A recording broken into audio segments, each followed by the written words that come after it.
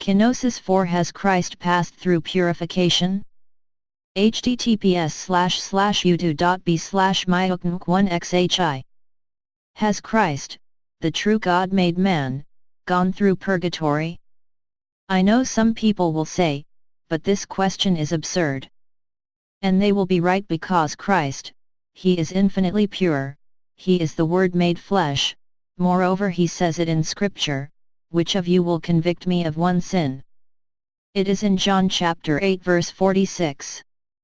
Also, some must say to themselves, the very fact that they ask this question is simply to evacuate a heresy. Well, not at all, not at all. I have just expressed this to show how much purgatory, including for Christ, the pure, is necessary.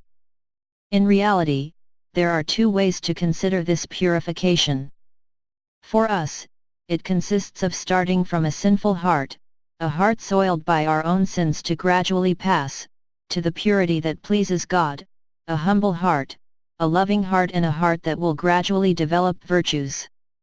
But there is another form of purification. It concerns in particular Adam and Eve, and it also concerns the humanity of Christ. It consists of starting from an innocent heart, a pure heart, a heart that has not sinned, to progress to another state of purity, superior. One does not pass from sin to purity, but from purity, that of obedience to God, to a purity deeper, that brought by a death to oneself. Well, I know that if Scripture did not say it, some would say that I say heresy. Well, Scripture shows it explicitly. Christ has been purified in this second way. It is narrated in the Epistle to the Hebrews, chapter v, verse 8.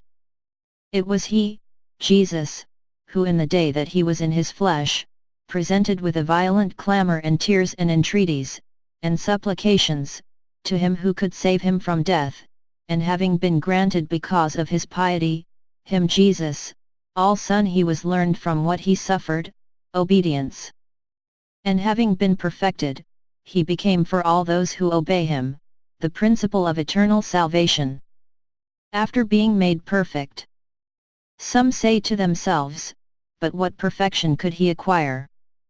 Well, the experience of suffering, the ultimate suffering, the despair. Whoever before was humble, He was loving because He knew, and after He was a broken heart because He had lived the night of the Spirit on the cross. My God! My God! Why did you abandon me?